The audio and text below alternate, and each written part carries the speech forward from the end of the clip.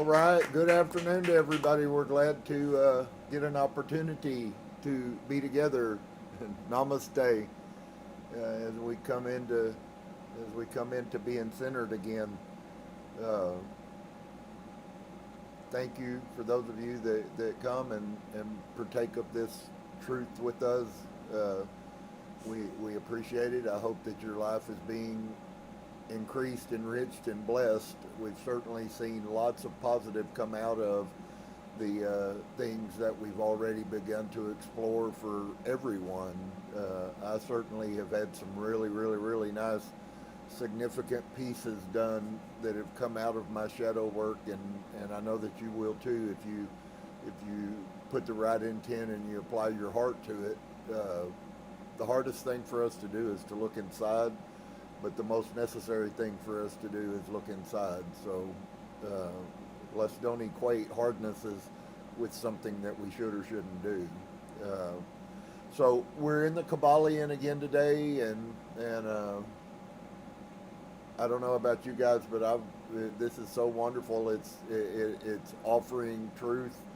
You know, I said last week that I kind of was looking at. So now that we're out of Christianity and we now understand that El was a mythical god of the pantheon, and that Yahweh was a son of El, who was a lesser god who was given this little bitty small people called Israel, while all the other gods in the pantheon had these large, like Egypt. And so then when you begin to see in the whole conflict in the Bible why Yahweh is so horrible against all of the other gods, and why that whole thought process and principle came to play, when you begin to understand that really that's all just a mythological story that was put to control people, then everything begins to change.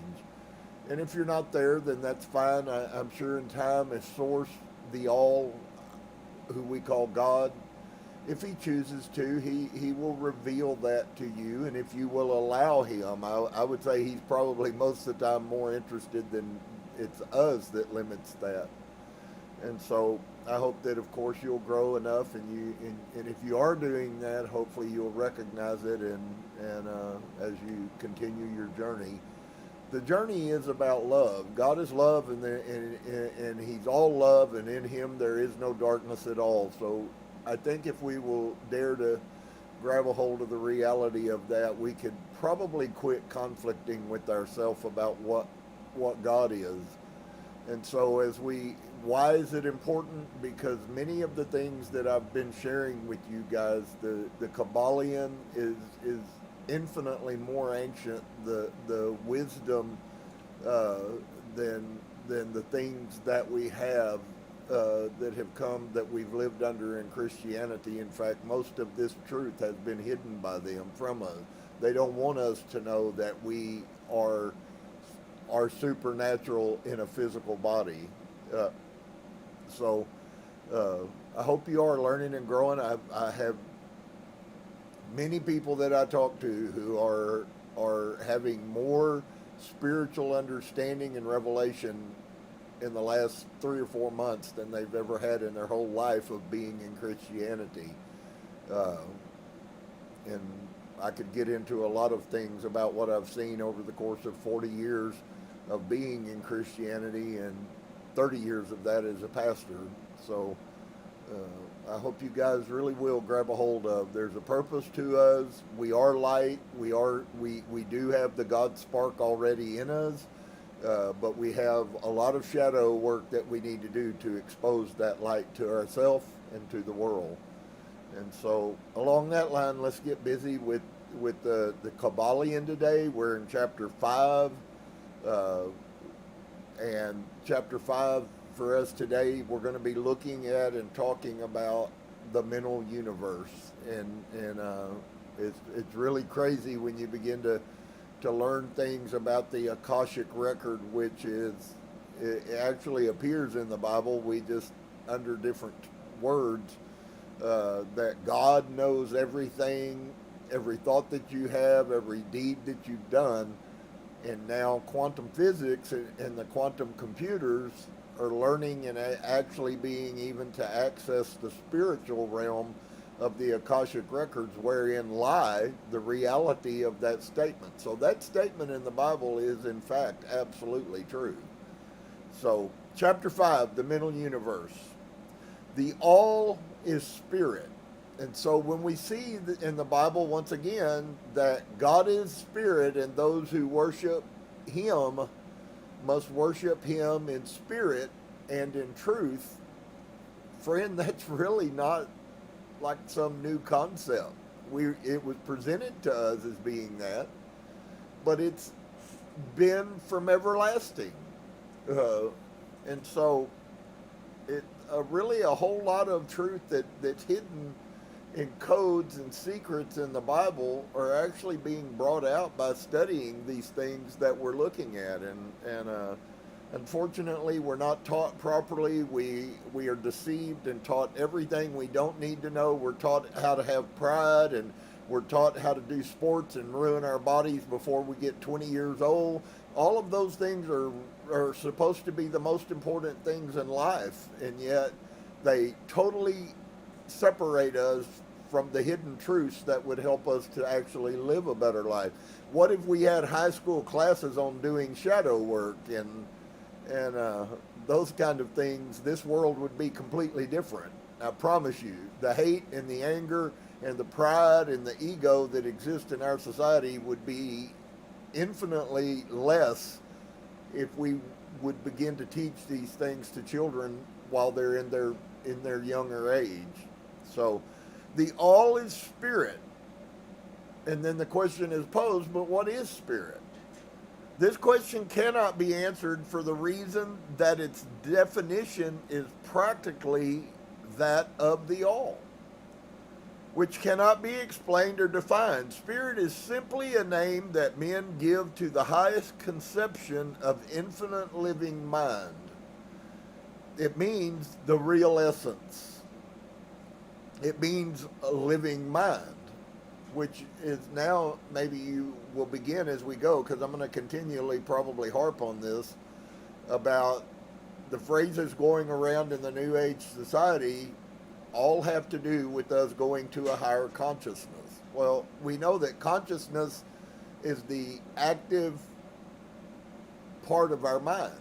So what they're actually telling you when you hear that we're going to a higher consciousness, and when you hear that, what you have to recognize is what they're actually talking about is humans' minds are growing, they're expanding, and of course, inevitably, that will be the only thing that changes humanity, is that we become the mind that we should be. And so it means living mind as much superior to life and mind as we know them, as the latter are superior to mechanical energy and matter. Spirit transcends our understanding, and we use the term merely that we may think or speak of the all. So when we say spirit, it's just a word that an archaic word really, that we can kind of get our brains around trying to explain what we can't explain. For the purposes of thought and understanding, we are justified in the thinking of spirit as infinite living mind, at the same time acknowledging that we cannot fully understand it. We must either do this or stop thinking of the matter at all, because it's fruitless. It's as Solomon would say, it's futile. You will never understand all that all is. If you did, you would be all. So let us now proceed to consideration of the nature of the universe as a whole and in its parts. What is the universe? We have seen that there can be nothing outside of the all. Then is the universe the all? And the answer is no. It cannot be, because the universe seems to be made up of many and is constantly changing, and in other ways it does not measure up to the ideas that we are compelled to accept regarding the all. As stated in our last lesson, Then if the universe be not the all, then it must be nothing. Such is the inevitable conclusion of the mind at first thought. But this will not satisfy the question, for we are sensible of the existence of the universe. Then if the universe is neither the all nor nothing, what can it be? And let's take a look at that question. If the universe exists at all or seems to exist, it must proceed in some way from the all, just as we do. If we seem to exist, then we must proceed from the all. And it must be a creation of the all, but as something can never come from nothing, from what could the all have created it? And some philosophers have answered this question by saying the all created the universe from itself, that is, from the being and substance of the all. But this will not do, for the all cannot be subtracted from nor divided, as we have seen. And then again, if this be so, would not each particle in the universe be aware of its being the all? The all could not lose its knowledge of itself, nor actually become an atom or a blind force or a lowly living thing. Some men indeed, realizing that the all is indeed all, and also recognizing that they, the men, existed, have jumped to the conclusion that they and the all were identical, and they have filled the air with shouts of "I am God." And there's actually, that is happening even today. No matter how ancient this is, it's relevant, because those things are in the quest for many people coming out of Christianity to figure out. We find out that we have the light, and I've certainly heard not a lot necessarily, but I have heard people that will tell you that I am God. I think in the middle of all of this, we're going to end up finding, Yeshua, when he says, "Don't you know that you are Elohim?" He doesn't equate us to being, and of course that's been changed in because they corrupted Elohim from the Hebrew to be from a plural term to a singular term. Most people who read that in Christianity throw it away, but the ones that don't believe that what that is saying is that we are God. And we certainly have pieces of him in us. We certainly have his spark inside of us, but we are certainly not God. If we were, why would we need shadow work? That would mean that we had darkness in us, and we know from John that God is love, and in him is no darkness at all. So God, source, does not need to do shadow work. We need to do shadow work. But this will not do, for the all cannot be subtracted from nor divided, as we have seen. And then again, if this be so, would not each particle in the universe be aware of its being? The all could not lose its knowledge of itself, nor actually become an atom or blind force or lowly living thing. Some men indeed, realizing the all is indeed all, and also recognizing that they, the men, existed, have jumped to the conclusion that they and the all were identical, and they have filled the air with shouts of "I am God," to the amusement of the multitude and the sorrow of the sages. The claim of the corpuscle that "I am man" would be modest in comparison. But what indeed is the universe? If it be not the all, not yet created by the all, having separated itself into fragments, what else can it be? Of what else can it be made? This is the great question. Let us examine it carefully. We find here that the principle of correspondence in Lesson 1 comes to our aid here. The old Hermetic axiom, "as above, so below," may be pressed into service at this point. Let us endeavor to get a glimpse of the workings of higher planes by examining those on our own. The principle of correspondence must apply to this as well as to other problems. Let us see, on his own plane of being, how does man create? Well, first, he may create by making something out of outside materials, but this will not do, for there are no materials outside of the all. So even if when I build a custom base, everything that I use to build that base, we are powerless to create. I can't make a tree grow for 200 years to yield up a piece of wood so that I can make a base, any more than we can create the metals that are in the ground and that are mined and then turned into a usable product by man. But the base requirement for those things, humans cannot come up with. And so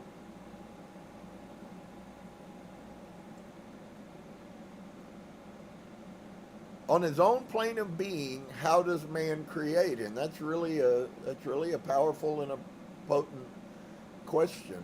I've heard this a lot. I used to hear it in Christianity, So that concept is really not at all new. It's actually quite ancient, that we can create all of the things that we see in the material world, and yet we, for the life of us, cannot create one human being.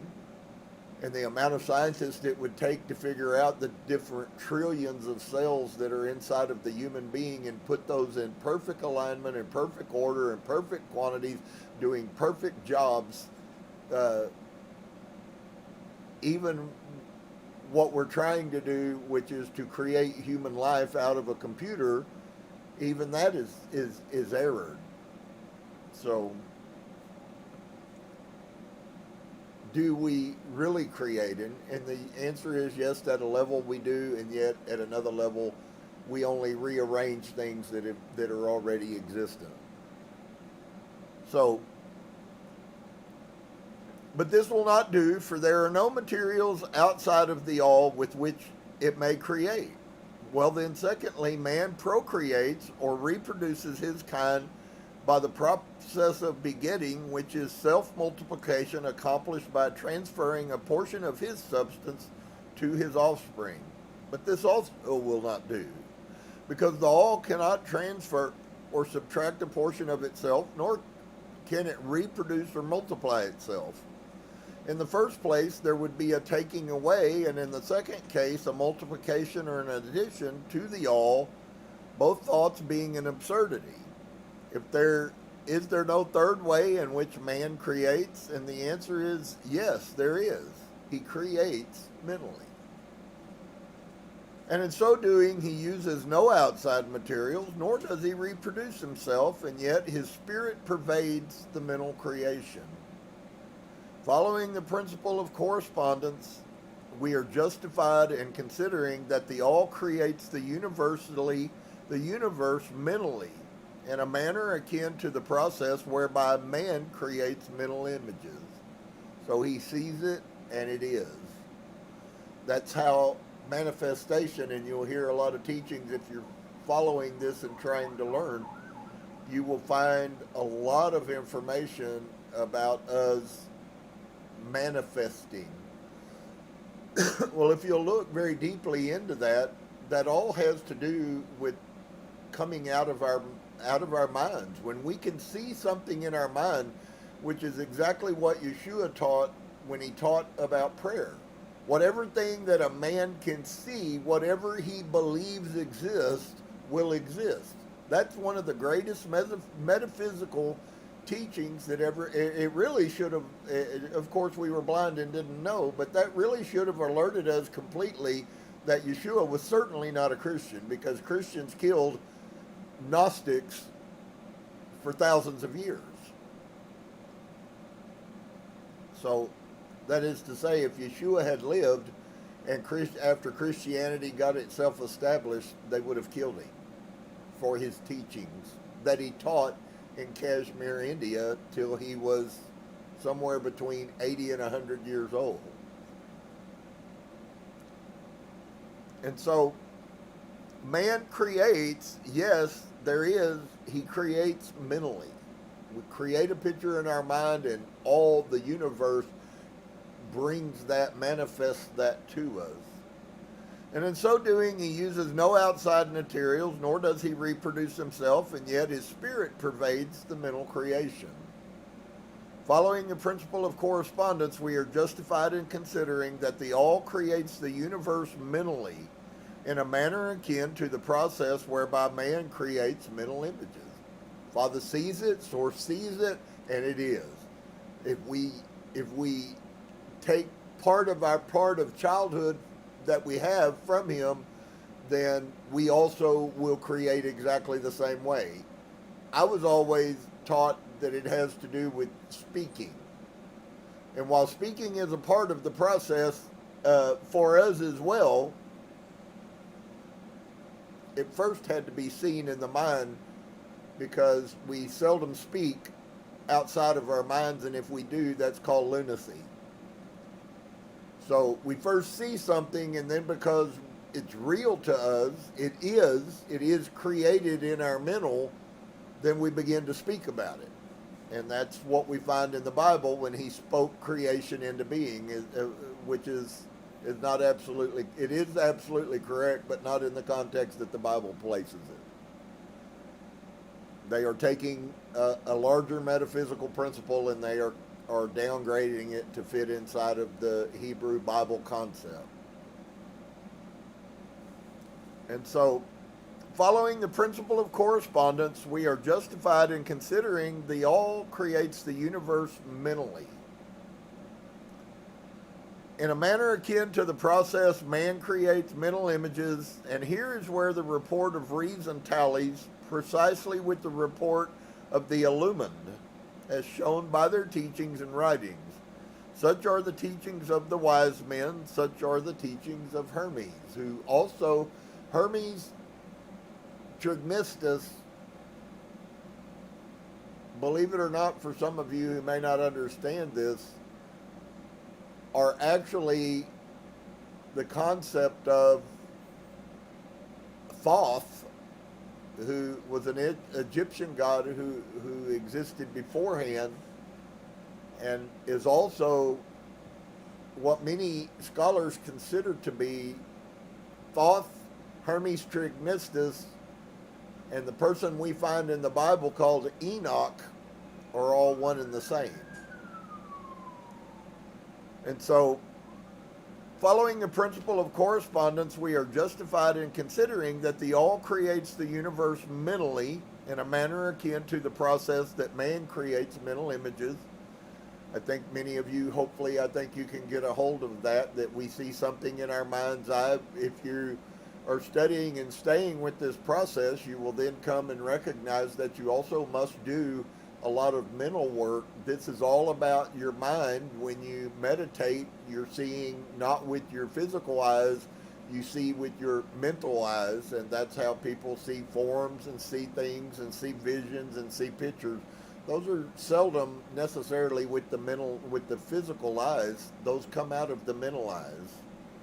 And since we are learning that we should have a higher consciousness, which is an opening of our minds, a lessening of our subconscious, which is our autopilot, and an increasing of our conscious awareness. I used to constantly share for quite a few years. I coined the term. I've never heard it before, but it's certainly appropriate, that we are to have conscious revelation. Conscious revelation is creating in your mind. It is your mind, and you recognize that this was the picture I saw, and this and it's done consciously, more so necessarily than unconsciously, which would be more akin to having a dream while you sleep. That's an unconscious revelation. And in so doing, he uses no outside materials, nor does he reproduce himself. What an amazing thought process. We can create from nothing, simply from the energy and the power and the workings of our minds. I think we ought to be concerned about the minds of our children and what gets fed into their minds, and how they're being corrupted and taught, and not taught to think. They're taught to be mindless, which is very popular if you want to put people in slavery. You don't want intelligent people. So the all creates universe mentally in a manner akin to the process that men create mental images. I've shared that multiple times. And here is where the report of reason tallies precisely with the report of the illumined as shown in their teachings and writings, such as the writings of the wise men, such as the teaching of Hermes. The all can create in no other way except mentally without either using material, and there is none to use, or else reproducing itself, which is also impossible. There is no escape from this conclusion of the reason, which we, as we have said, agrees with the highest teachings of the illumined. Just as you, student, may create a universe of your own in your mentality, so does the all create the universe in its own mentality.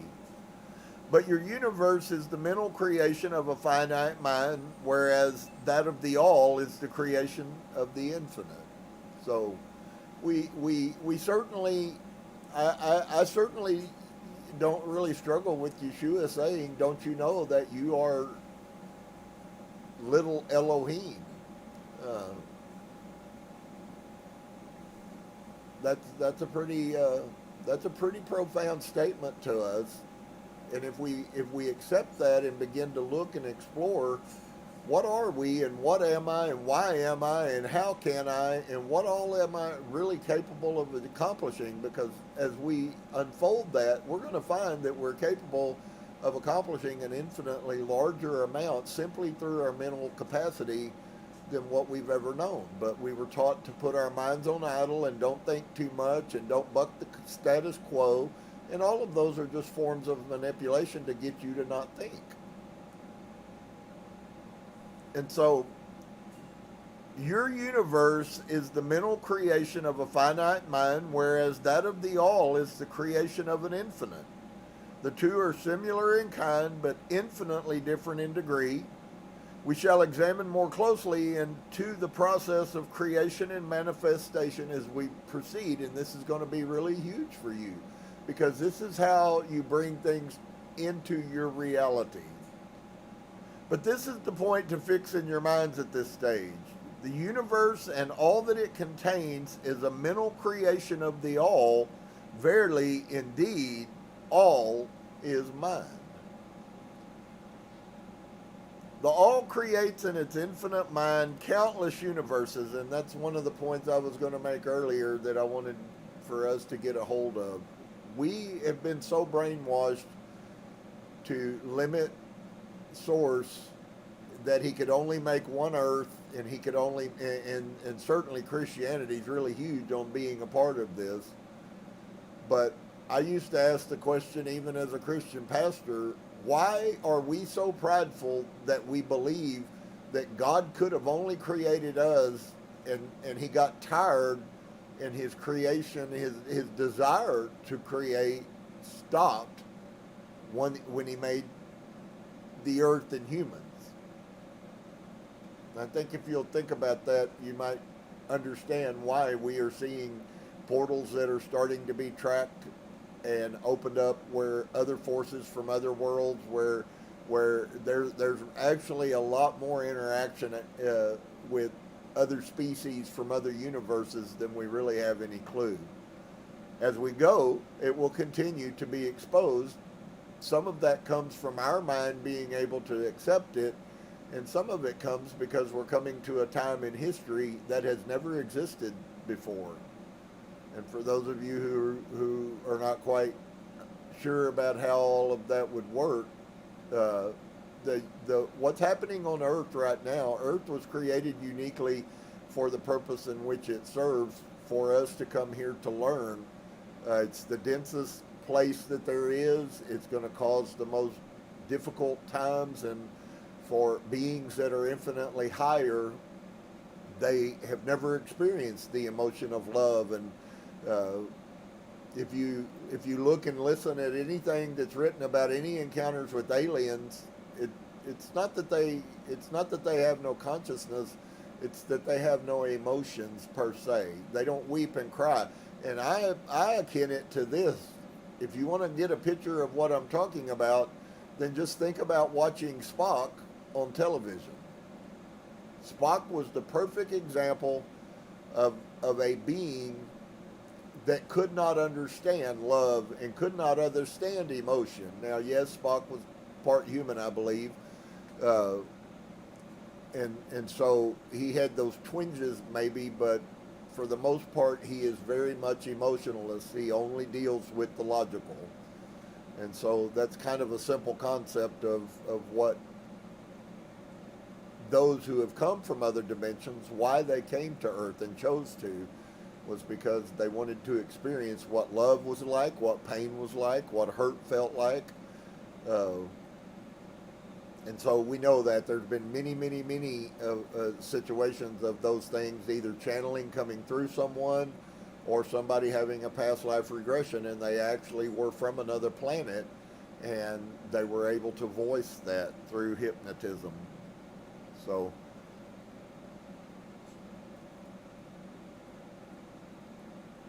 the all is the creation of an infinite. The two are similar in kind, but in infinitely different in degree. We shall examine more closely into the process of creation and manifestation as we proceed, but this is the point to fix in your minds at this stage. The universe and all it contains is a mental creation of the all. Indeed, all is mind.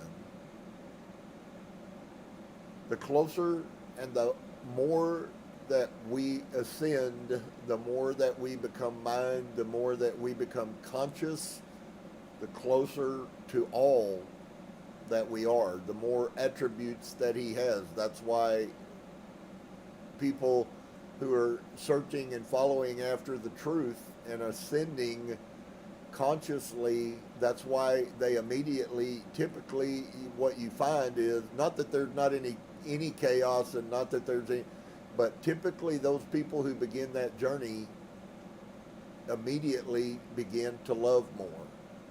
And why? Because God is love, and the closer we come to him, the more love we must expose. Many of us are scared to death, and I had a really nice shadow session this morning, and actually ended up someplace that I never imagined that I would be, about something that happened.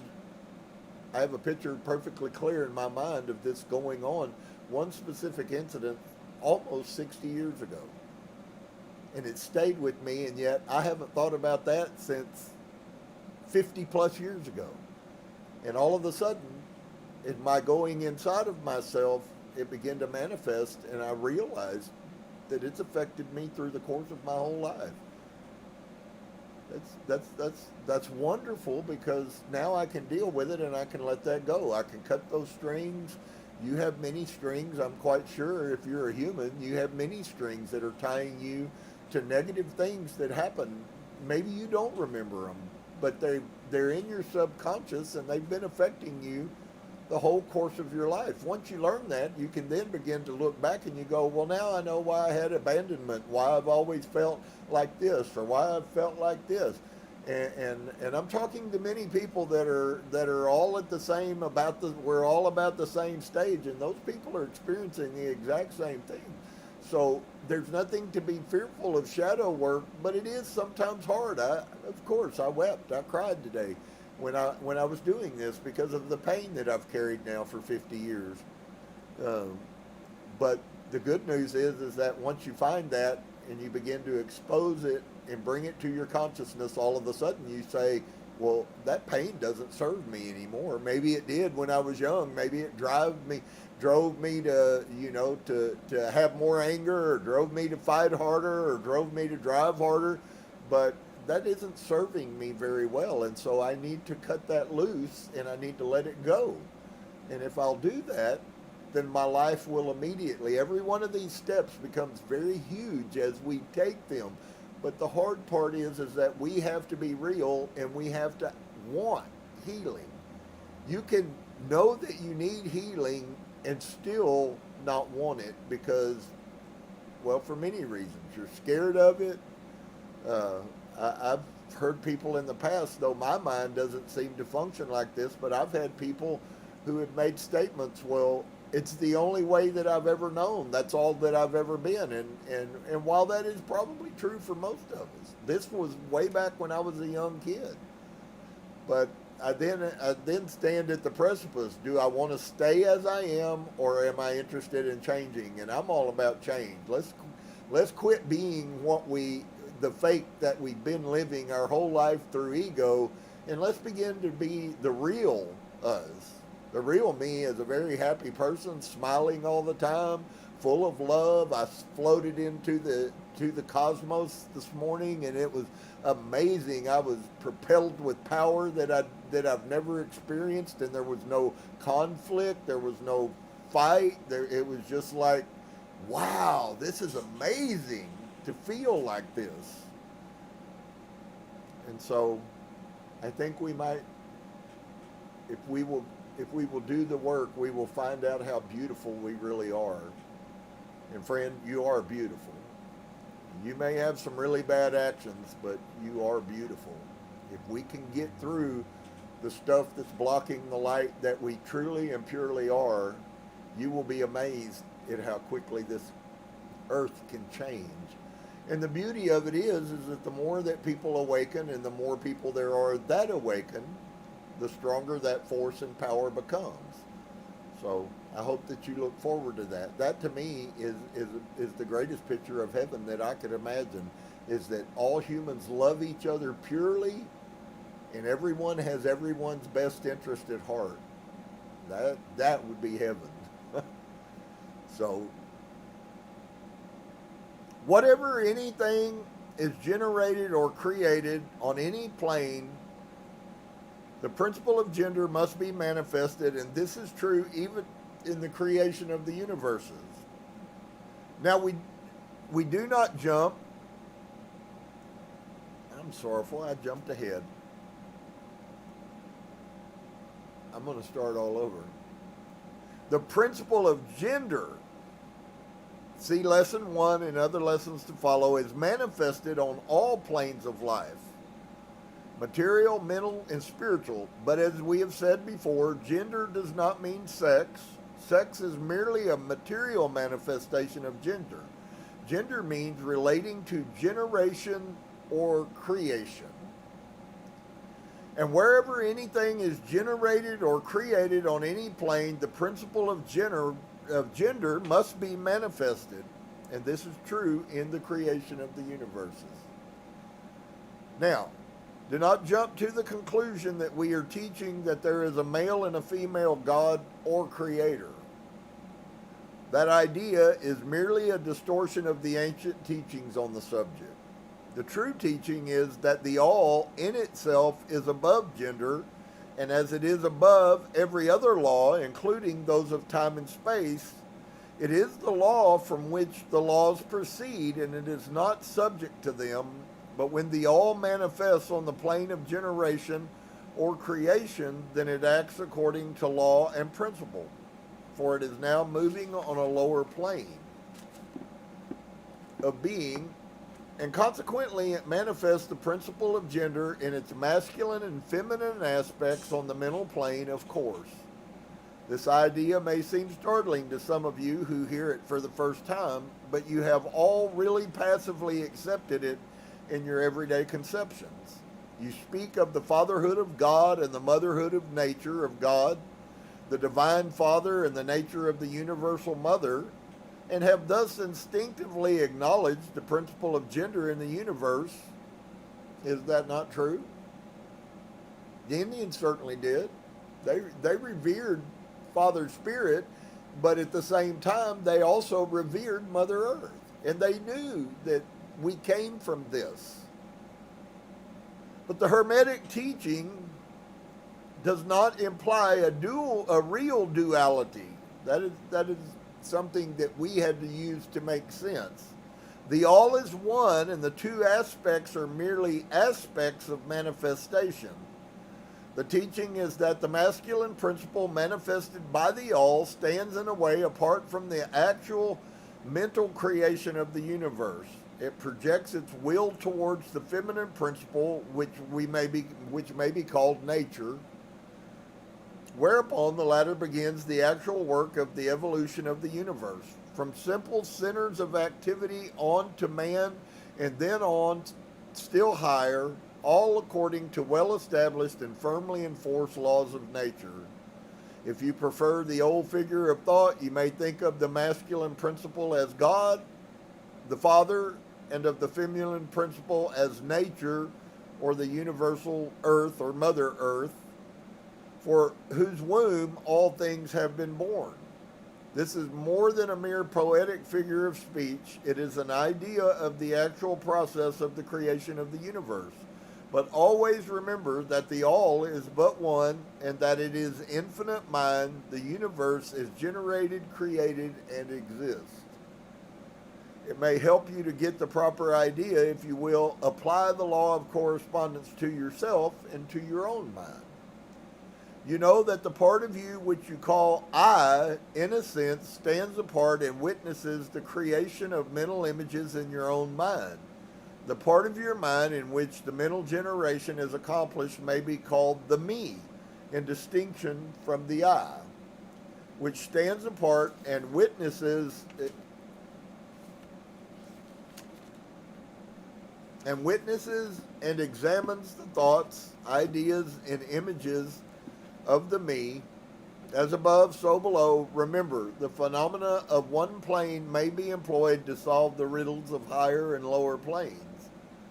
Is it any wonder that you, the child, feel that instinctive reverence for the all, which feeling we call religion, that respect and reverence for the Father mind? Is it any wonder that when you consider the works and wonders of nature, you are overcome with a mighty feeling which has its roots way down in your innermost being? It is the mother mind that you are pressing close up to like a babe to the breast. Do not make the mistake of supposing that the little world you see around you, the earth, which is a mere grain of dust in the universe, is the universe. And of course, many of us have been taught that. I used to hear in Christianity that there were, all the scholars were lying, and there were no Neanderthals, and all the scholars were lying, and there were no dinosaurs. Although we can't explain why all of these bones from these animals that exist, and why the Smithsonian has cooperatively collected all of the bones of giants, and then when Smithsonian gets them, they mysteriously disappear. They could fill a whole building with the remains just out of America of giants that have been found, 8 and 10 foot tall people, and yet you don't ever find any kind of exhibition that has to do with giants. We find egg-shaped elongated heads here in America that came from some species that is humanoid, but certainly not a human. So there's a lot that's really going on, and we're blessed to be finding the truth, but we have been, I guess, I don't know how you ever want to phrase that. We've certainly been robbed of much truth that would help us to explore and to see the world in a picture that's a little bit more realistic. There are other things going on besides us. And so,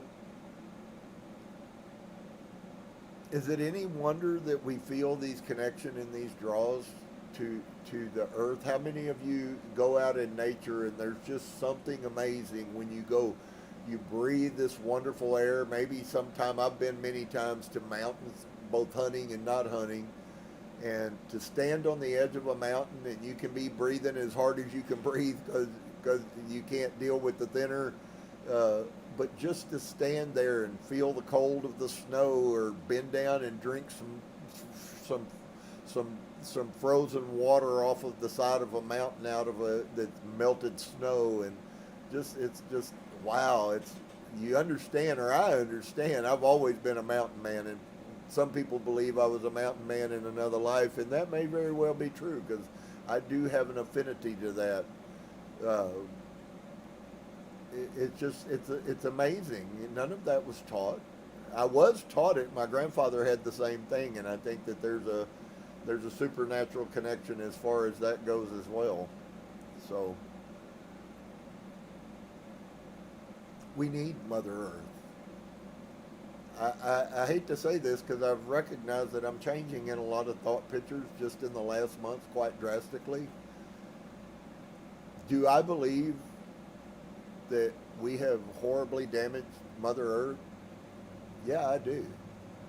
I don't say I agree with the liberal mindset of how we fix this, but I certainly agree that you can only damage something for so long before the damage begins. That's why people, and when we have disease in our bodies, when we have sickness, that's why many people are carrying sickness or disease, cancer in their body, whatever it may be, diabetes, and they carry it lots of years before it manifests. What we are watching is the disease of humans on this earth. And so it's been a long time, and we've had lots of time to figure out how to take care of her. We killed, tied, hid, and put on reservations the American Indian, who had a reverence that every person that came to America could have learned a great deal about how we deal with our environment. And so it's certainly been a revelation. I don't think that I'm a tree hugger, but I certainly do believe that if we don't take care of this planet, it's not going to be good for sustaining anything. We are polluting it at a rate that is unimaginable. And so the word has begun a shift there, you know. For me, a paradigm shift even, I might go as far as to say. And so we should not make the mistake supposing that the little world you see around you, the earth, which is a mere grain of dust in the universe, is the universe itself. There are millions upon millions of such worlds and greater, and there are millions upon millions of such universes in existence within the infinite mind of the all, and even in our own little solar system, there are regions and planes of life far higher than ours. Beings compared to which we earthbound mortals are as the slimy life forms that dwell on the ocean's bed when compared to man. There are beings with powers and attributes higher than man has ever dreamed of, the gods possessing, and yet these beings were once as you, and still lower. And you will be even as they, and still higher in time, for such is the destiny of man as reported by the Illumined. And we constantly are hearing people channeled about the separation that's happening on the earth right now.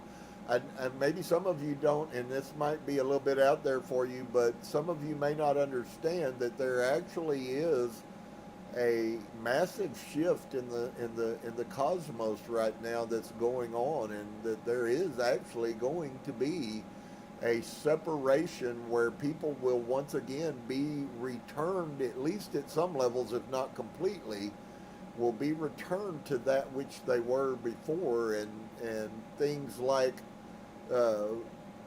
we begin yet again to speak with telepathic impartations, and there will not even be a need for language spoken. I will simply look at you, and you will know what's in my mind, and I will know what's in your mind, and no words will be said. That is how the mass majority of the universes function now. Anybody who has encountered them almost across the board, it's a telepathic conversation when they have a conversation with someone. So this is really just a little bitty speck, and I know that to us it's huge, and you know, we view the world, and NASA has a telescope that's been traveling for years to get as far as it is, and has powerful beams that can look even farther years in front of it. And so think about the reality. I think it was amazing. It must have been given to him by the all that Gene Roddenberry was able to create all that he did in Star Trek. And I'm not a Trekkie, and I'm certainly not a sci-fi person, but I do have to tell you, I grew up as a child watching Star Trek thinking that this ain't nothing but craziness. And now I recognize that even at its greatest level was really minuscule compared to what truth is. It was, yet again, it was a creation in the mind of a person. And yes, the creation, I believe, is correct on many levels. But still minuscule in the scheme of things. And so there are beings and powers and attributes that are higher than man has ever dreamed of, the gods possessing. Whatever we can associate with a god of the past in any society, that's still minuscule compared to what exists. We will see those things. Many people that are on this earth are from other planets, and those planets, everything is totally different than they are here. So I look forward to that time when we either see those things in the spirit realm, or when this life is over and we get to go experience again how maybe we used to live in another planetary system or in another universe. And so one day you will be even as they, and still higher in time, for such is the destiny of man, as is reported by the Illumined. Yeshua talks some about this, for sure. And death is not real, even in the relative sense. It is but a birth to a new life. And if we were really taught that from our youngest age, I think the value in the way that we look, it doesn't mean that death doesn't exist in to the material physical realm, but what it certainly means is that we are never, unfortunately, you're never going to die. You're going to live forever. Who you are, the light, the orb, the power, the energy, however you want to define that, is eternal. We've experienced much, and we have much more that we will experience. And so the universe is you shall go on and on and on to higher and still higher planes of life. For eons upon eons of time, the universe is your home, and you shall explore its farthest recesses before the end of time. You are dwelling in the infinite mind of the all, and your possibilities and opportunities are infinite, but in time and space. And at the end of the grand cycle of the eon, when the all shall draw back into itself as all of its creation, you will go gladly, for you will then be able to know the whole truth of being at one with the all. And there are things that we will look at as we go along in time. There are many ancient things that paint pictures for us of the different levels and the different progressions. And the end of this whole thing is that one time all is going to pull all of us back in. And of course, until we get there and experience that, we won't have any clue about what's next. But suffice to say that there is many, many, many good journeys for those who will open their heart, who will do the work to remove the darkness, the web, the ties. There's many things that keep us from showing and exposing the true light that we are. And so if you're on this journey as we are, then you have nothing, there should be nothing except hope, or proper definition of hope is expectation. You should have nothing but great expectations. It is a true saying that our best days are in front of us, and even more so as we continue to learn truth. So gladly for you will then be able to know the whole truth of being at one with the all. I love that. Such is the report of the illumined, those who have advanced well along the path, and in the meantime rest calm and serene. You are safe and protected by the infinite power of the Father-Mother mind. Now, I don't know about you, and I want to say today, I have seen this work in some ways that I could have never imagined. After having been a pastor for 30 years and expecting to see God do some great thing, I've seen more changes in many people in the last 4 months than I have in the last 30 years. I'm talking people who have all kinds of inner conflict that they're constantly fighting with, and all of a sudden you begin to see them have a smile on their face, and all of a sudden you begin to see them be moved in their emotions positively, and they have compassion again. And all of these are traits that were washed out of us. They were beat out of us when the people, as we were growing up, told us what we were supposed to be. And that's also tied directly to shadow work, friends. The biggest part of shadow work is undoing the lies that were told to you while your whole life, and are still going on today if you will listen to them and buy into that, about who you should be and what you should be. And I say, how about if we just begin the journey to find out not what I should be, but to find out what I already am. So I'm going to take a short break here today. I do want to say we're not going to have any music today. For those of you who enjoy our music, we certainly thank you for that. We work very hard, and we're going to continue to bless people as long as Source decides for us to do that. But we're not gonna have that this week. It's a little special week, and so we're going to take about a 10-minute break, and then we will be back, and we will take a look at the continuation of the yoga aphorisms, how to know God. What an amazing thing. How to know light. How to know from whence we came. I think that's an amazing thought process. So, namaste. We bow to you in humility, and I hope you guys are blessed. I hope you're feeling. I hope He's blessing your life in 1,000 different ways. I hope that you'll take advantage of meditation and calming your mind, and that even if that's a big step, because I recognize most of the people that I've known, man, this is like beginning life all over again. And so as you grow, I hope that you'll take advantage of the truth that Source keeps sending to us, and you'll begin to dig down inside of you, and we can all begin to find out who we truly are, not who we were told to be. We'll be back in about 10 minutes.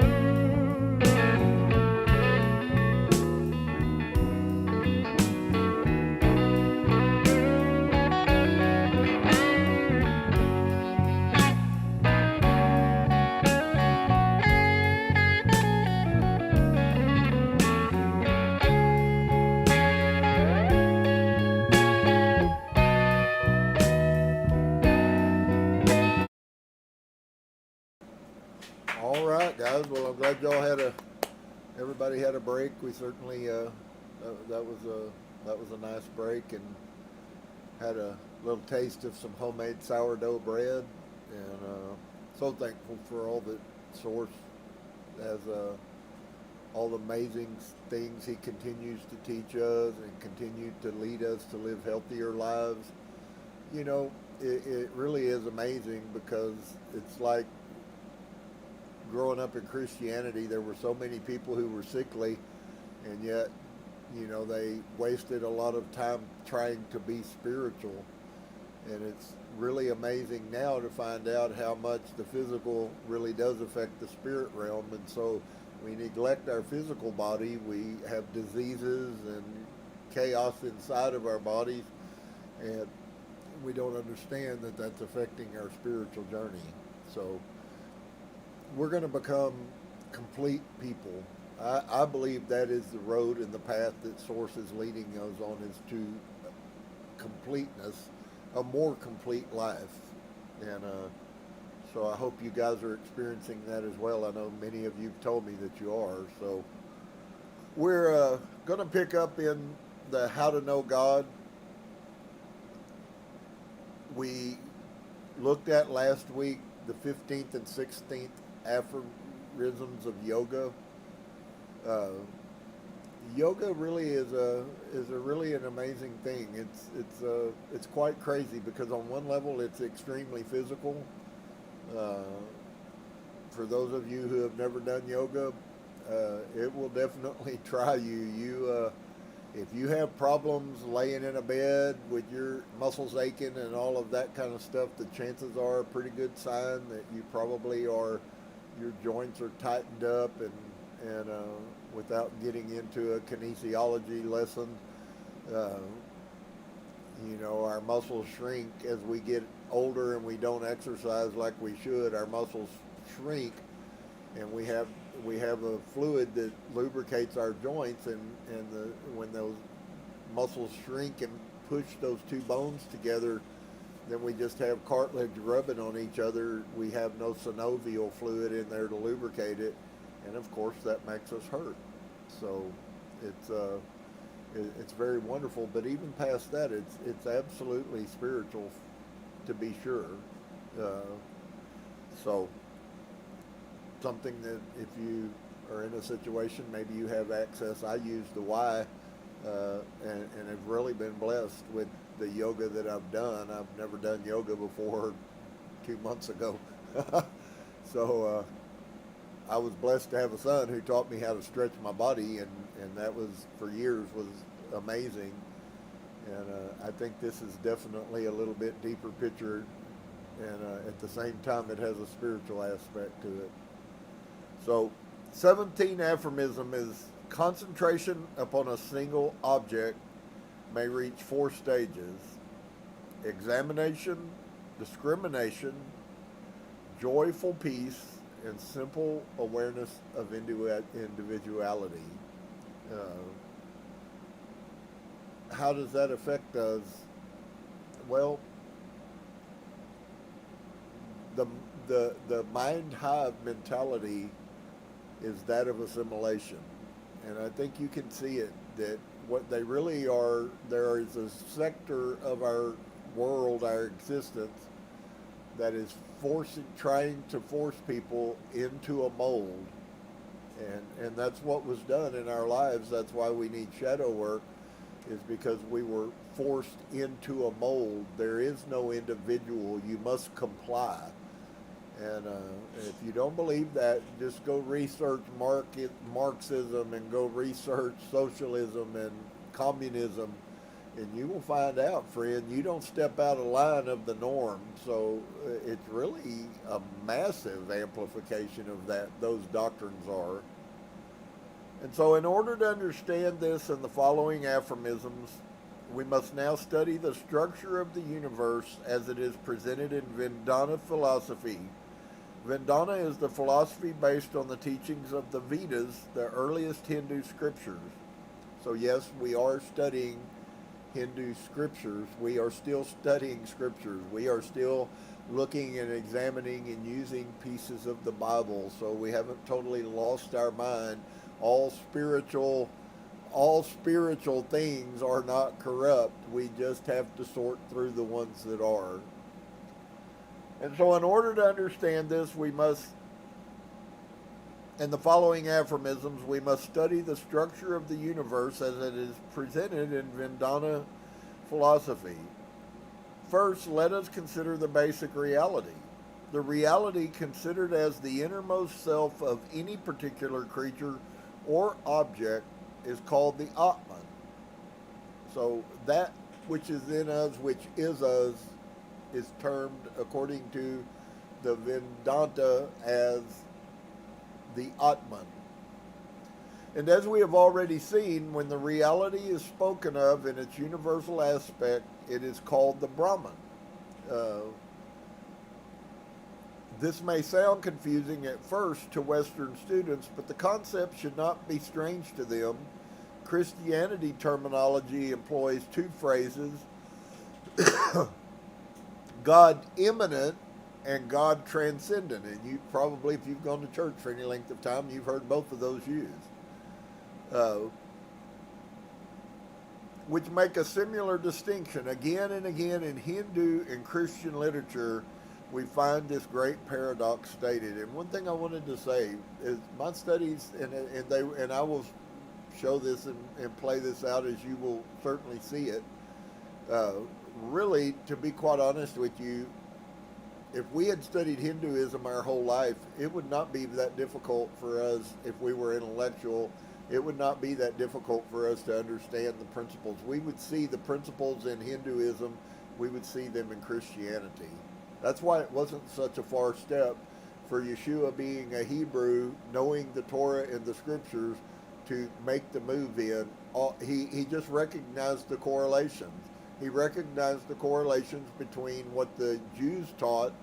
Of course, he was enlightened, so he knew that that it's not a literal, the Bible is not literal, it is metaphoric. It is also historical. There is historical truth in there that was actually the history of Israel, but the spiritual aspects of it is really comes out of the Vedic. And I was doing some study, just as a side note. I wanted to share this with you guys because it's really quite amazing. I was doing some studies, and we'll be looking at here in the near future Thoth, who was the god of writing in Egypt, who is thought to be the god who was also Hermes Trismegistus, who also was Enoch. There's a correlation between all of those. The words are always the same, how they're described. But I was really blown away because about 3,000, 4,000, 5,000 years before Moses lived, there is actually writings in Egypt on ancient rock. So it's been there a long time. And there was actually a writing talking about Thoth standing in the temple, and the veil was rent. And when I heard that, I went, what? And so I began to look into it a little more, and there is this whole dissertation that is done, which is thousands of years before the Hebrew Bible, thousands of years of the temple and the veil being rent. All of that story from Thoth, who was one of the greatest gods of Egypt, is brought directly into the Bible and applied to Yahusha. Wow. That's pretty crazy, friend. So, if you open your eyes, you'll be amazed at what you can see. And so, God is both within and without, instantly present and infinitely elsewhere, the dweller in the atom and the abode of all things. But this is the same reality, the same Godhead seen in its two relations to the cosmos. These relations are described by two different words simply in order to help us think about them. They imply no kind of duality. So you see how we're over here in the Hindu document now, and we were looking at Hermes Trismegistus, but do you see how many pieces interchange? The knowledge of the supernatural has existed since man has existed. And yet we were tied to so critically this corrupted doctrine and told that anything outside of it was going to send us to hell, and we were witchcraft. So the relations are described by two different words simply in order to help us think about them. They imply no kind of duality. Atman and Brahma are one. What is this cosmos? What is it made of? And Vedanta teaches us that the cosmos is made of Prakriti, the elemental, undifferentiated stuff of mind and matter. Prakriti is defined as the power or effect of Brahman, and in the sense that heat is the power or the effect of fire, just as heat cannot exist from the fire which causes it, so Prakriti cannot exist apart from Brahman. The two are eternally inseparable, and the latter puts forth and causes the former. So you really will, if you will be a good student, you really will possess more understanding about what the Bible is really about when this is all over, and you also find out what it's not. That was, for me, that was the greater revelation, especially being somebody who for 30 years taught Christianity. So Patanjali differed from Vedanta on this point, believing the Purusha or the Atman and Prakriti were two separate entities, both equally real and eternal. Since, however, Patanjali also believed that the individual Purusha could be entirely liberated and isolated from Prakriti, he was in fact in complete agreement with Vedanta as to the aim and goal of spiritual life. Why does Brahman cause Prakriti? This is a question which cannot possibly be answered in the terms of any man-made philosophy, for the human intellect is itself within Prakriti and therefore cannot comprehend its nature. A great seer may experience the nature of the Brahman-Prakriti relationship while he is in the state of perfect yoga, but he cannot communicate his knowledge to us in terms of logic and language, because from an absolute standpoint, Prakriti does not exist. It is not the reality, and yet it is not other than the reality. It is the reality as it seems to our human senses. So I think you see that trend, that string, that fiber running through both of these documents that we're looking at right now, that a lot of the things that are said to try to make it so that we humans can form some kind of a mental picture so that we can understand. I think it is going to be amazing when we really get to see the universe in the manner in which it is intended that it really exists, not that it exists in our reality, but as it exists in the reality. And so the reality distorted, limited, and misread, the reality distorted, limited, and misread, we may accept as a working hypothesis the seer's assurance that this is so. For our intellects reel away, baffled from the tremendous mystery. Lacking superconscious experience, we have to be content with a picture talk. We come back gratefully to Shelley's famous line, "Life, like a dome of many-colored glass, stains the white radiance of eternity." Paul said that we see through a glass darkly. Not so much different than that statement. Philosophically, they may be rather vague. It is not clear exactly what Shelley means by life, but they do provide us with a useful and beautiful image. If we think of Brahman as the white radiance, then the Prakriti is presented by the colors which disguise the real nature of its beings. Prakriti, it has been said, is the elemental, undifferentiated stuff of mind and matter. In what relation does it stand to the highly differentiated phenomena of this apparent universe? In order to answer this question, we must trace the whole course of a creation from the beginning. We say a creation deliberately, for Hindu philosophy sees creation and dissolution as an endlessly repeated process when from time to time the universe dissolves or apparently dissolves. It is said to go back into undifferentiated Prakriti and to remain there in a potential seed state for a certain period. What then is the mechanism of its recreation? Prakriti is said to be composed of three forces, Sattva, Raya, and Tamas, which are known collectively as the three gunas. These gunas, whose individual characteristics we shall describe in a moment, pass through phases of equilibrium and phases of imbalance, and the nature of their relationship to each other is such that it is subject to perpetual change. Remember, the only thing that's permanent is change. Everything is constantly forming.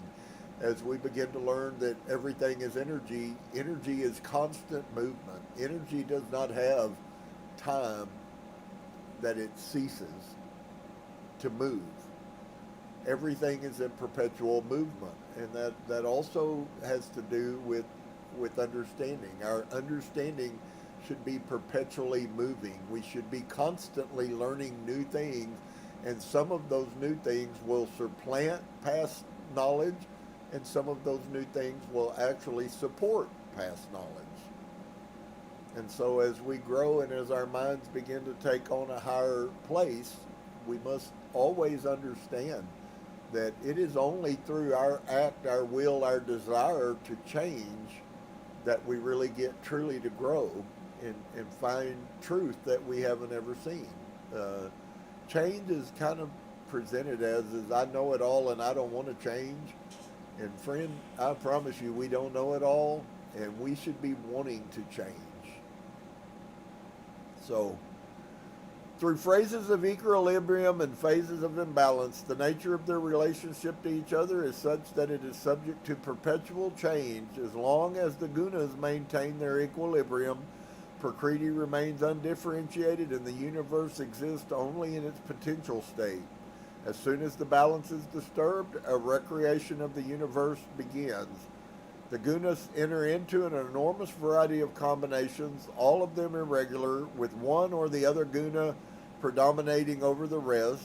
Hence, we have the variety of physical and psychic phenomena which make up our apparent world. Such a world continues to multiply and vary in its forms until the gunas find a temporary equilibrium once more, and a new phase of undifferentiated potentiality begins. Scientifically minded students should compare Vedanta cosmology with the latest theories of atomic physics. He will find many points of resemblance between the two systems. The gunas are sometimes described as energies, sometimes as qualities, but no single English word can define their whole nature and function. Collectively, they may be thought of as a triangle of forces, opposed yet complementary. In the process of evolution, Sattva is the essence of the form which has to be realized. Tamas is the inherent obstacle to its realization, and Rajas is the power by which that obstacle is moved and the essential form made manifest. For the sake of illustration, let us take a human rather than a cosmic example. A sculptor decides to make an image of a horse. The idea of this horse, the form of it, which he sees in his imagination, once again, where do we create? We create in our minds, is inspired by Sattva. Now he gets a lump of clay. This clay represents the power of Tamas. Its formlessness is an obstacle which has to be overcome. Perhaps also there is an element of Tamas in the sculptor's own mind. He may think, this is going to be a lot of trouble, or it's too difficult. I'm tired. Why should I make the effort? But here the force of Rajas comes to his aid. Rajas, in this instance, represents the sculptor's will to conquer his own lethargy and the difficulties of his medium. It represents also the muscular exertion which he puts forth in order to complete his work.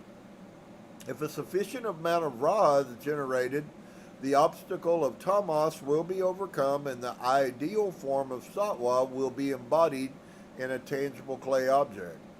From this example, it should be obvious that all three gunas are necessary for an act of creation. Sattva alone would be just an unrealized idea. Rajas without sattva would be mere undirected energy, and rajas without tamas would be like a lever without a fulcrum. If you wish to describe the gunas individually, we can say that sattva represents all that is pure, ideal, and tranquil, while rajas expresses itself in action, motion, and violence. And tamas is the principle of solidity, immobile resistance, and inertia. As has been said above, all three gunas are present in everything, but one guna always predominates. That's why we use the term like potential speaks to this scenario. You can have a picture in your mind and you might be the greatest person that ever is, but if you do nothing with that picture, then it never fleshes out. On the other side, you cannot have a picture in your mind and you can begin to do activity and yet it never functions. We have to be complete, friend. And we've been quite incomplete. We've had a picture of a spirit form, but we haven't had any knowledge about what it took to accomplish that. And we certainly haven't had a picture about what we should look like as proof that we are that. If the person, the sculptor, sees the horse in his mind, he's seeing the horse that it doesn't exist as if it existed. That also lines up with the Bible about praying. We must see the picture first in our minds and then begin the action to create it. And so sattva, for example, predominates in sunlight, rajas in the erupting volcano, and tamas in a block of granite. In the mind of man, the gunas are usually found in a relationship of extreme instability, hence the many moods through which we pass in the course of a single day. Sattva causes our moments of inspiration, disinterested affection, quiet joy, and meditative calm. And rajas brings on our outbursts of rage and fierce desire. It makes us restless and discontented, but it is also responsible for our better phases of constructive activity, energy, enthusiasm, and physical courage. And tamas is the mental bog into which we sink whenever sattva and rajas cease to prevail. In the state of tamas, we exhibit our worst qualities, sloth and stupidity and obstinacy and helpless despair. Several chapters of the Bhagavad Gita are devoted to the gunas and their manifestations. The spiritual aspirant is advised to transcend them by a discipline of discrimination. We have already described the discipline in discussing Patanjali's aphorisms on the thought waves, for the thought waves are, of course, projections of the gunas force. As the Gita puts it, a man is said to have transcended the gunas when he does not have the light of sattva, or the activity of yahweh, or the delusion of tamas.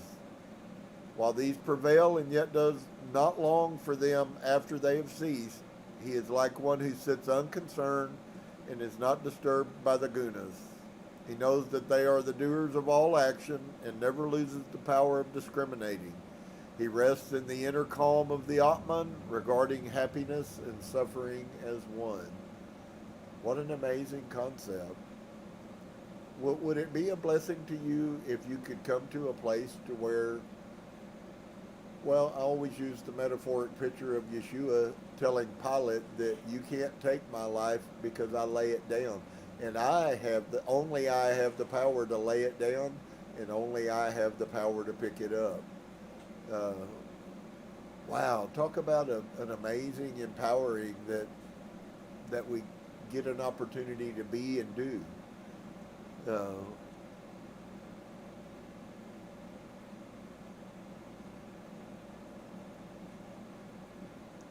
Wow.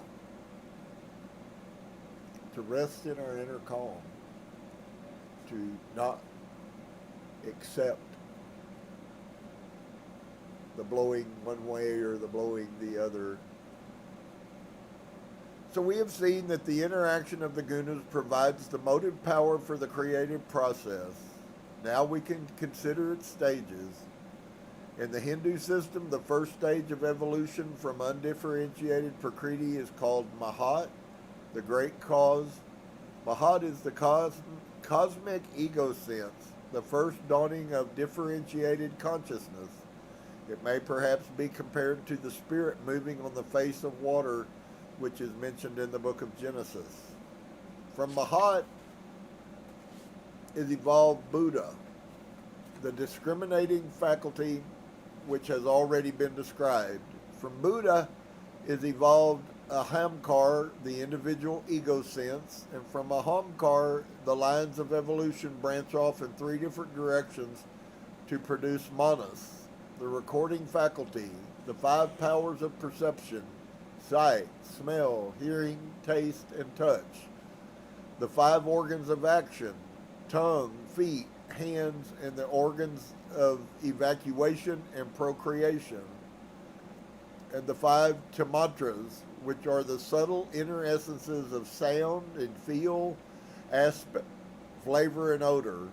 These subtle tamatras, combining and recombining, are then said to produce the five gross elements: earth, water, fire, air, and ether, of which the external universe is composed. To sum all of this up briefly, creation is here described as an evolution outward from undifferentiated into differentiated consciousness.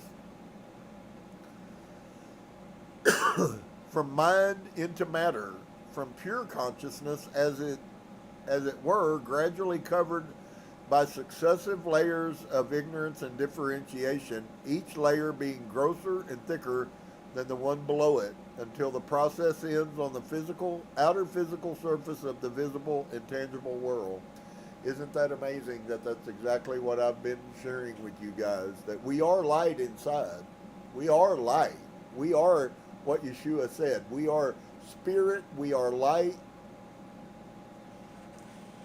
And why do we act like humans?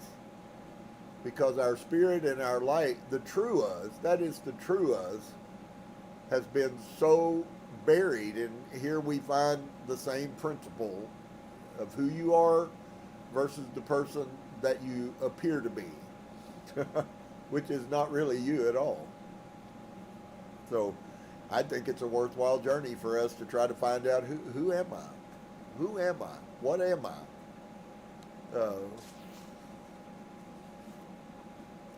So, wow, how amazing.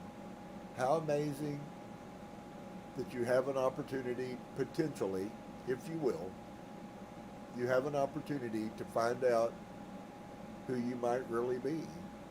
What if you surprised yourself about how wonderful you are? What if you surprised yourself about how powerful you are? What if you surprised yourself about how open you are?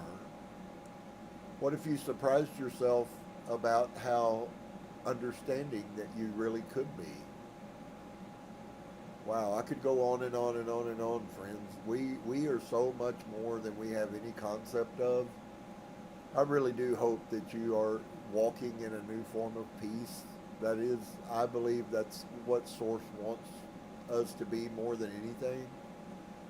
I believe he wants us to do the work not because we were created messed up, because society and life and world and corruption and doctrine has all hidden us from who we really are.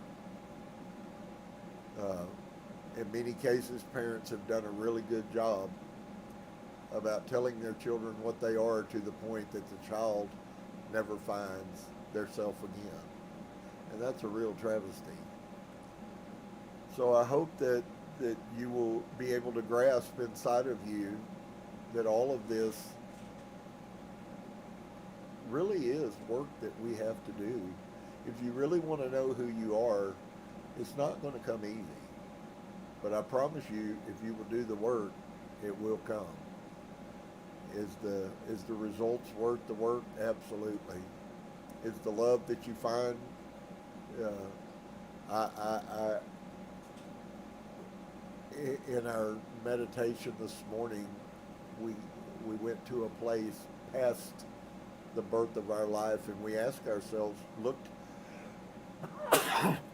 pardon me, we took a look at ourselves as to what we were before we were ever birthed into this earth, and that's not really a place that I've ever been able to go to like I was today, but it was amazing.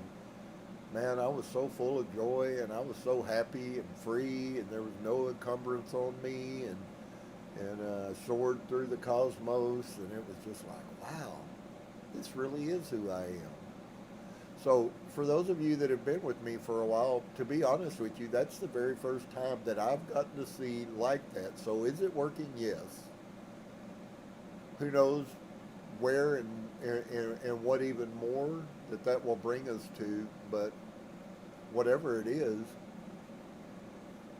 just going to extend or build on that even greater clarity and greater understanding. You are infinitely more than the sum total of what you think you are. If you had parents who belittled you and harmed you, I'm certainly apologizing. I think already I wish more than anything I could go back and make and fix any damage I've done through zealousness for Christianity, through all the stuff, just the programming in the shadows that I lived even before I was in Christianity. And so we have really much to hope and look forward to. We are going to receive more blessings than you can imagine. This life isn't supposed to be a horrible thing that we hate. It's supposed to be enriching and strengthening and offering all kinds of gifts and blessings. Is there pain with it? Yeah, but that's also not supposed to be our norm. It does come, but it's not supposed to be every day. And for many people, it is every day. Pain is what life is to them. And it's increasing with what's going on in our society. We know that because of the number. What would cause more and more and more youth in their teenage years who've never even really gotten a chance to live? What would cause them to be so depressed and so discouraged about life that suicide would go through the roof like it is? Friend, we need to stop and ask ourselves those questions. If love conquers everything, then why is there so much defeat? Well, I think that's pretty clear, because of the lack of love. And so we can affect our world simply by being light and being love.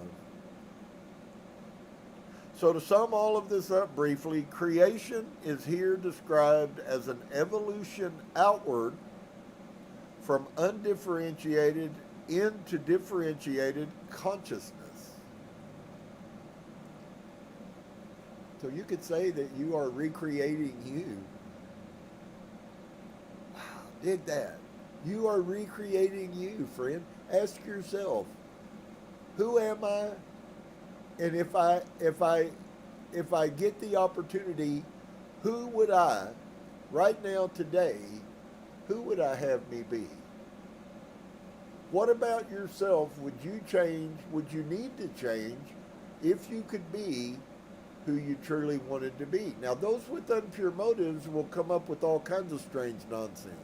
I'm not talking about strange nonsense. I'm talking about loving yourself so that you have the will and the freedom then to love your neighbors. What would you look like? What would you be like? So we get these layers built up. We're looking at two completely different disciplines, and yet both disciplines are telling us exactly the same thing. It is necessary to keep this idea of evolution clearly in mind as we are to understand Patanjali's technique of meditation. For meditation is evolution in reverse. Meditation is a process of devolution. Beginning at the surface of life, the meditative mind goes inward and seeks always the cause behind the appearance and then the cause behind the cause until the innermost reality is reached. Let us consider Patanjali's 4 stages of concentration upon a single object. This kind of concentration is contrasted with the other higher kind of concentration which is described in the next aphorism.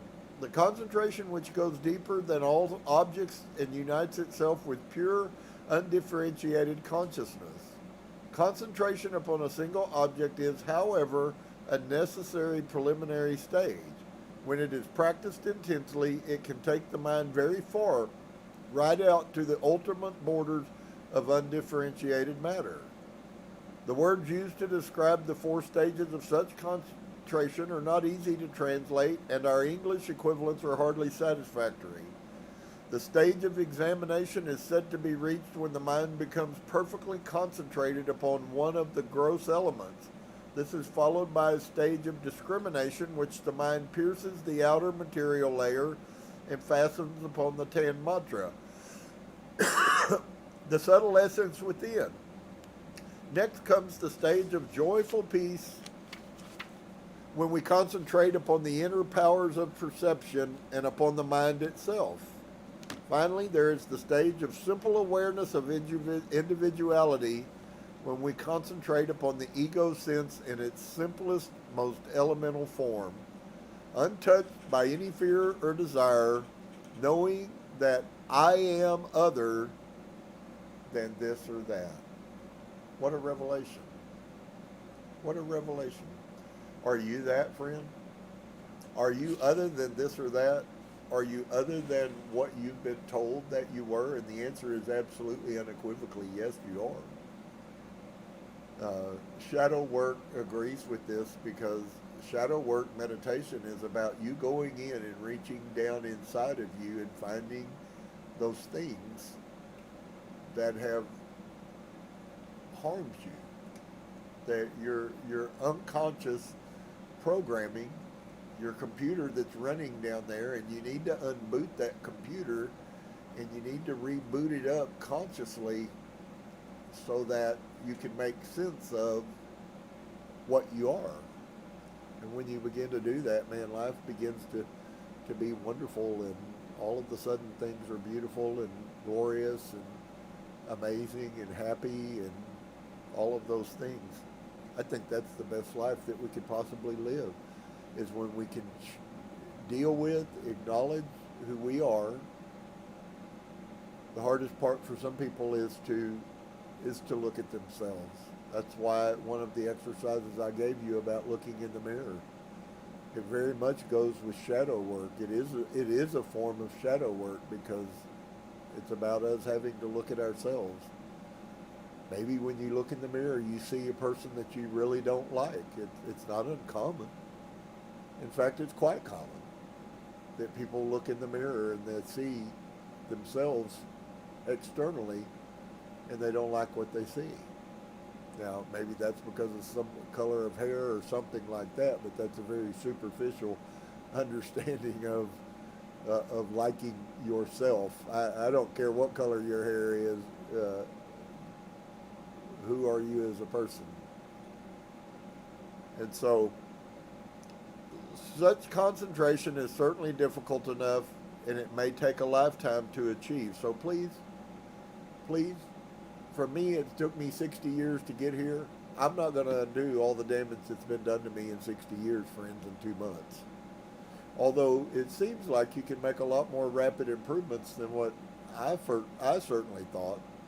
I may not have 60 years to ever get to that point, and I do believe that we're in a time that's really blessed and special that you should take advantage of, because we have the opportunity to almost accelerate in the time and in the place in which we're living right now.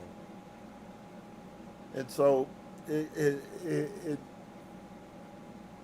I think that all of the pieces we have that Patanjali didn't have, they had time. They had quiet. And we live in such a fast-moving world on every level, as well as we're in a different place in time on the timeline of humanity. And so I personally believe that the Father, it is applicable to what Daniel said in the book of Daniel, that at the end of time, knowledge would increase and things would speed up. Well, that knowledge increasing, of course, we see computers and quantum physics and all of that, but I'm not really sure that Father wasn't talking about that knowledge would increase. I'm not positive, to be honest with you, that the right perspective about that statement, and especially for us, is the fact that knowledge is increasing about how to become who I really am. Why? Because you have less time than in times past. So that's a wonderful blessing if that is in fact true. What used to take 5 years now may take people 5 months. Well, why? Because potentially maybe you don't have 5 years. I don't know. There's a lot of stuff coming through the spirit realm that says that as we get to the end of 2024, things as the song goes, y'all remember the song? It's the end of the world as we know it. I'm afraid that's a lot more prophetic than what we recognize at this point. And then, of course, there are many spoken words that have to do with the next 4, 5, 6 years, all the way into 2030. So, very important that we be diligent. Please don't wane and get tired because you have to apply action. So, to know the inner matter of an object is to gain power over that object. As the aspirant grows in concentration, he may find himself suddenly possessed of psychic powers, which is very true. He may be able to heal the sick, read men's thoughts, foresee the future, or control certain natural forces.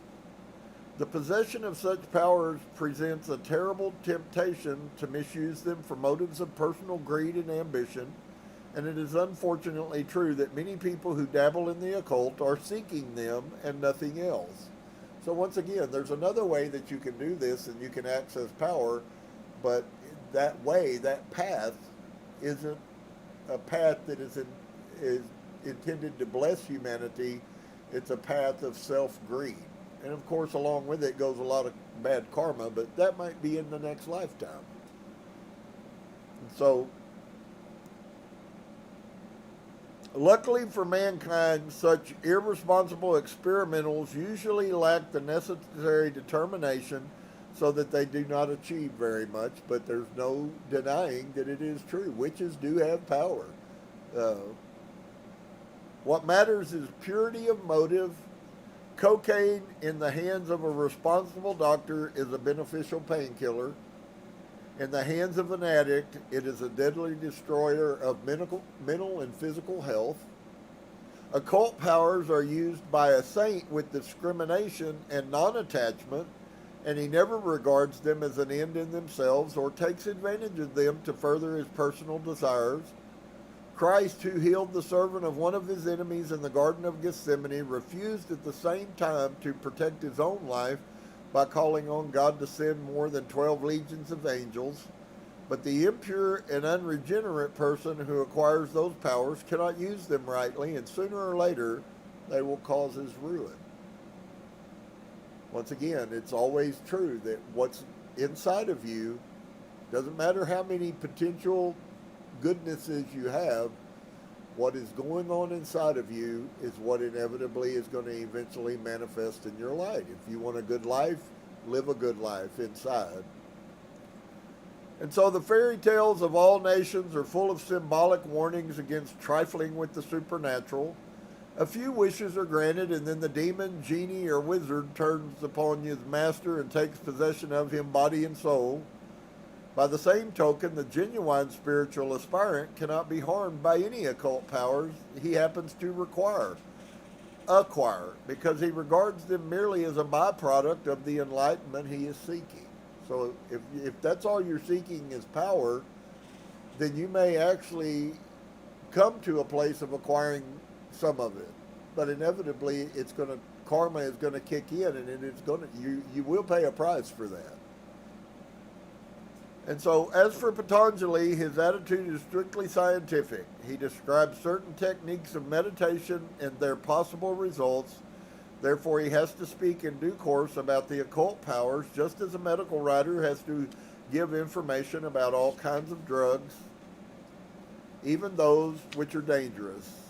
But he warns us at the same time that this may help you losing your hair, but you might get cancer and heart attack, and you know, y'all see it on television every day.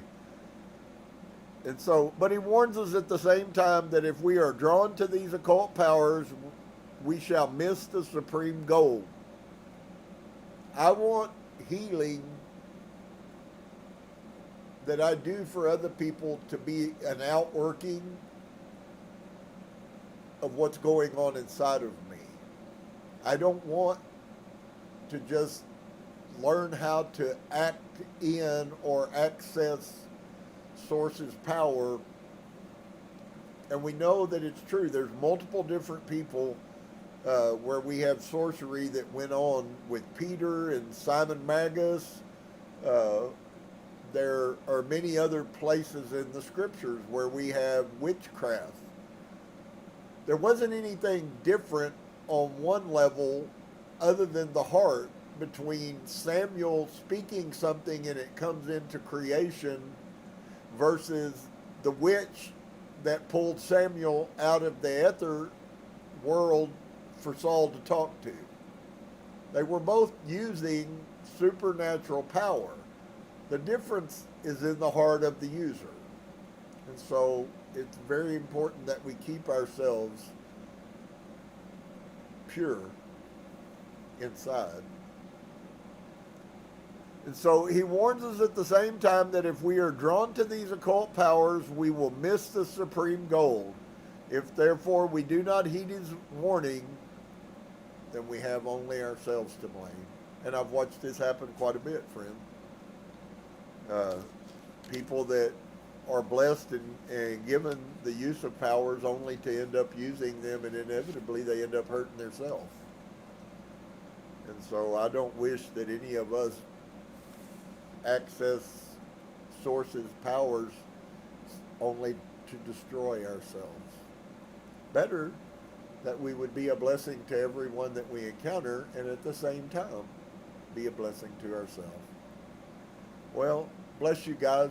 I am so thankful for all of you who are faithful and who help support this ministry.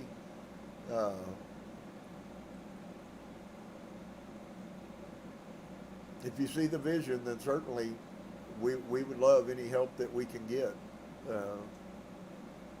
Father has a purpose and a plan, and I assure you that it's infinitely greater than we can ourselves imagine.